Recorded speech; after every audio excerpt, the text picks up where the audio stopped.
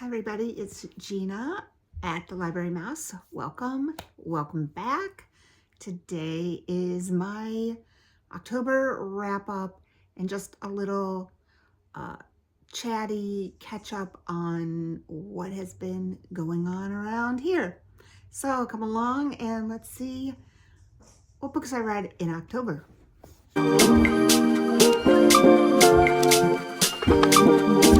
first of all, just a little catch up. I've had a lot of people ask how we are doing here. If you've been around, you know that in September, my husband had a very surprising diagnosis of metastatic melanoma. And it has been a whirlwind since then. Lots of scans, doctor's appointments, getting, to know who wants to know the ins and outs of like going to infusion therapies and speaking with oncologists and learning all of the lingo. We are hanging in there.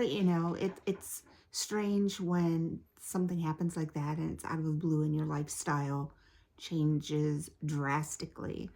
I was retired, enjoying my day-to-day, having my own routine, and then suddenly, I am a caretaker.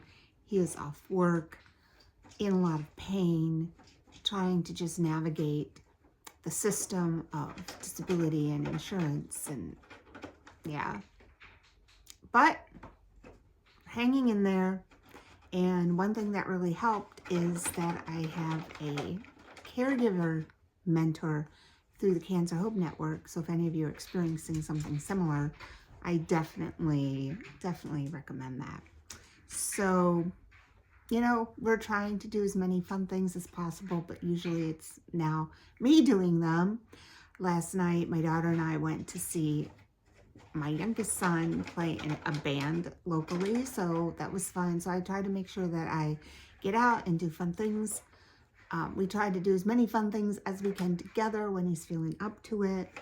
And so, YouTube posting has taken a back seat, but I definitely still want to do it because I enjoy the community that I have here. It's distracting to me.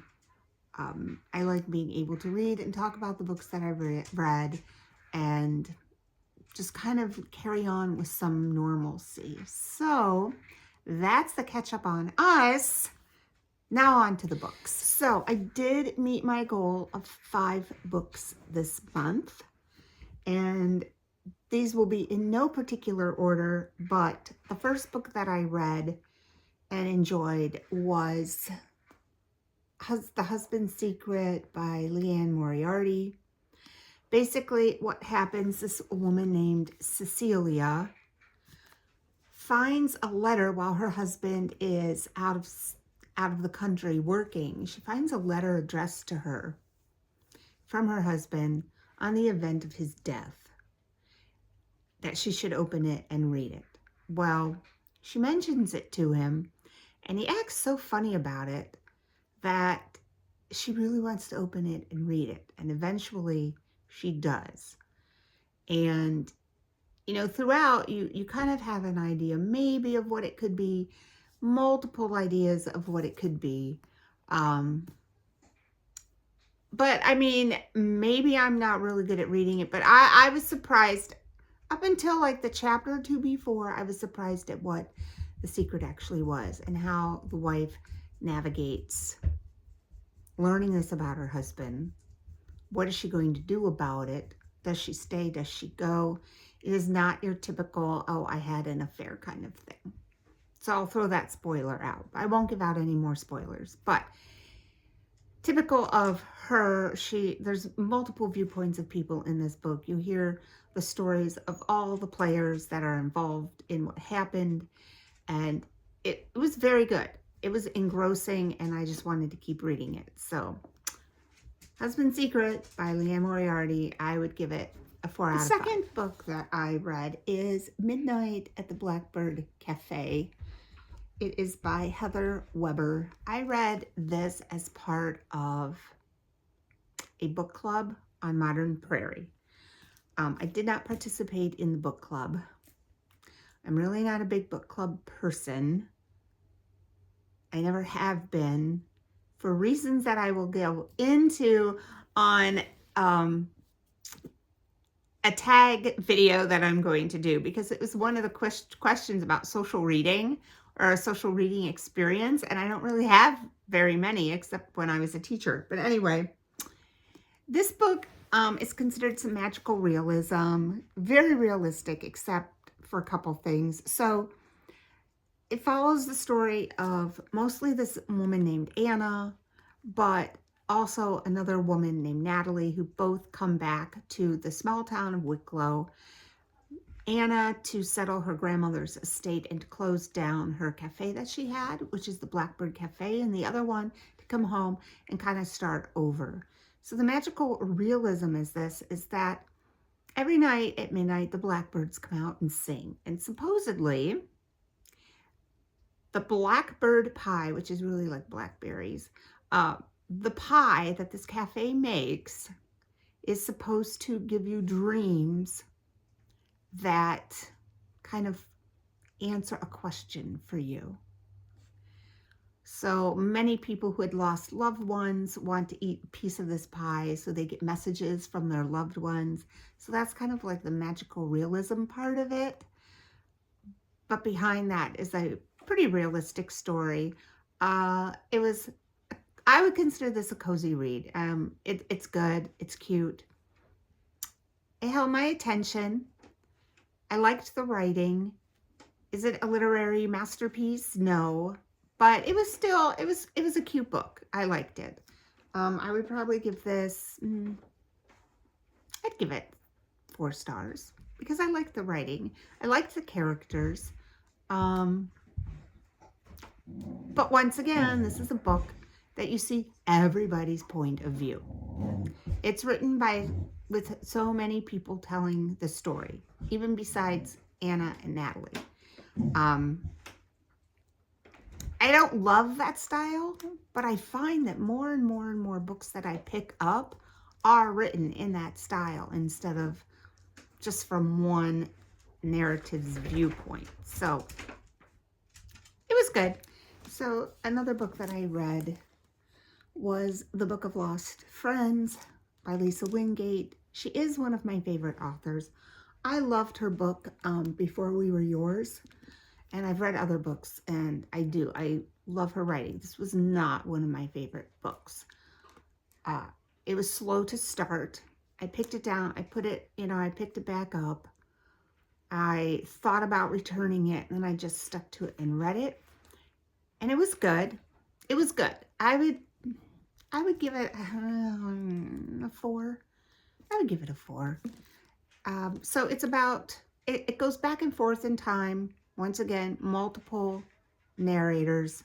So it starts out in Louisiana after the Civil War, and there's 3 girls who wind up going off, 2 of them because they want to get some paperwork about their father's inheritance. Their father has disappeared.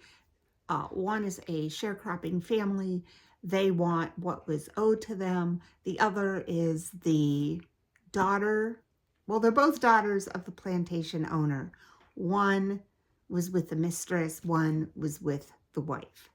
They go off in search of the paperwork they need to make sure that both of them have the inheritance that they are entitled to. The other one is a girl named Hanny, and she is looking for her family that was taken from her before slavery ended.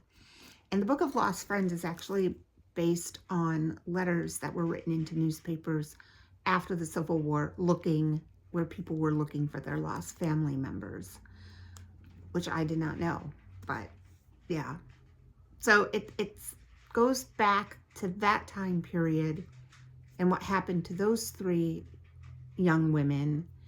And that also bounces to the future 1987, where the plantation house is the plantation house in 1987, where this girl named Benny comes. She's a new teacher.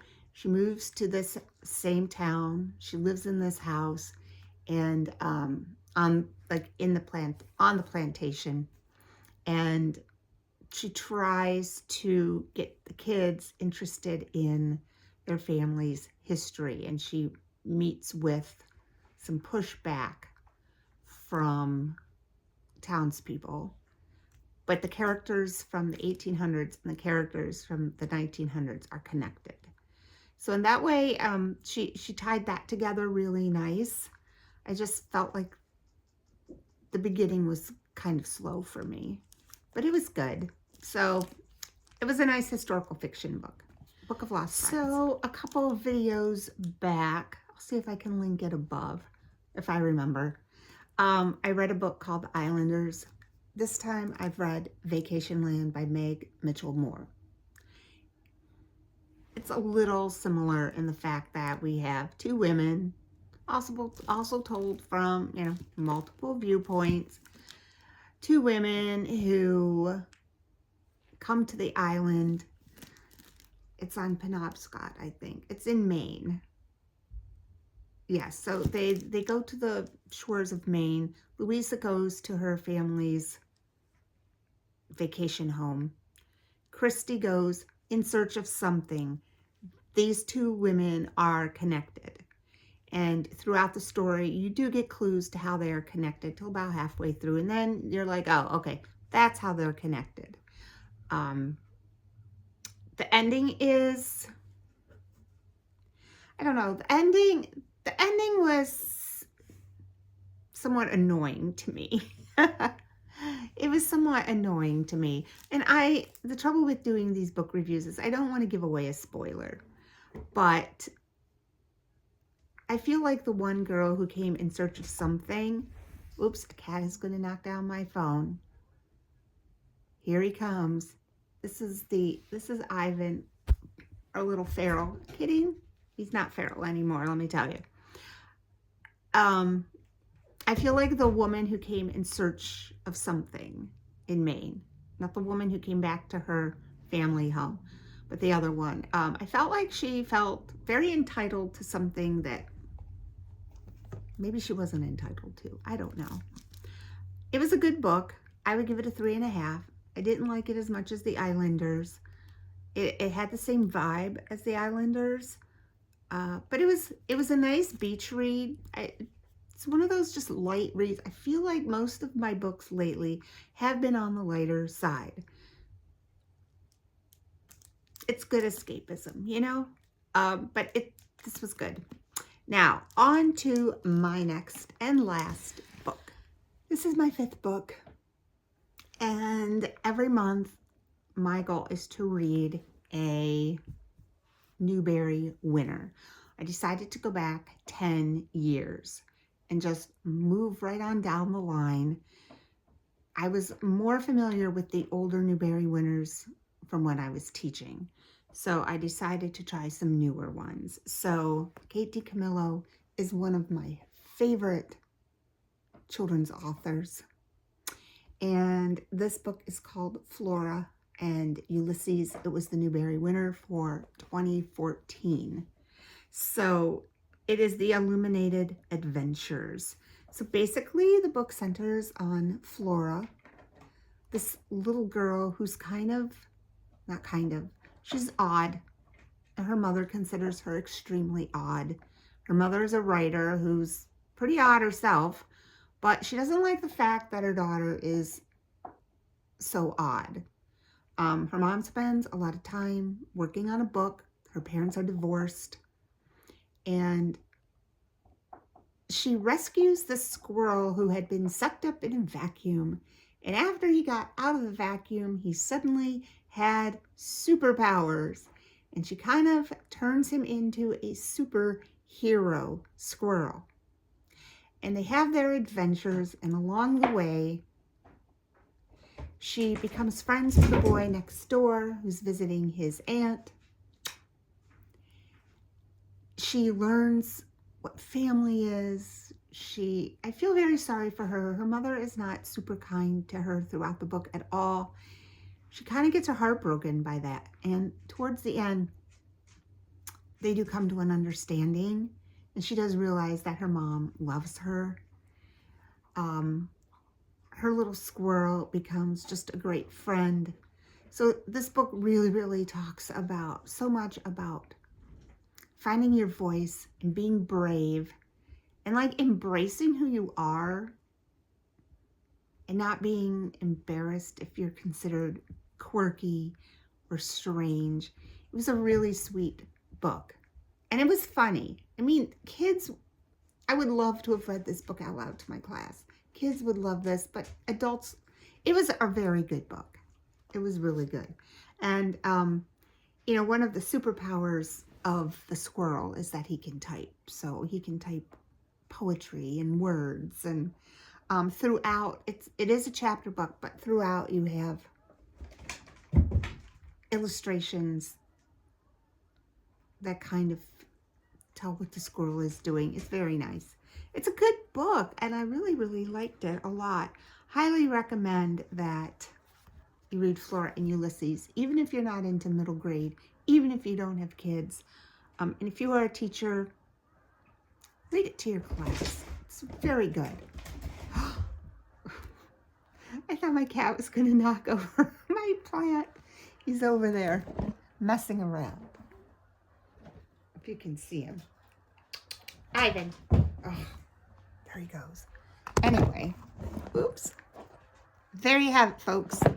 That is my wrap up for October. So far for November, well, I started in October. I'm reading it, The Women by Kristen. I wondered if it would live up to the hype. It totally lives up to the hype. It probably is. It's going to be up there with one of my top books that I read this year. The other one that always stands out is Demon Copperhead, but this book is amazing. And I love that it's written for a different time period for historical fiction, because, you know, I have read more Civil War and World War II historical fiction books than I can count.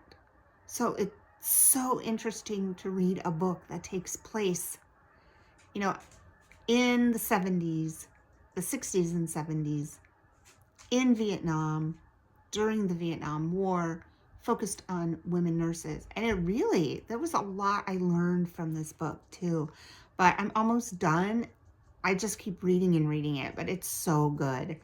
So that is what I'm working on. I have another Newbery also. I can't remember what it's called. It is the book from 25. Oh, it is called The Crossover.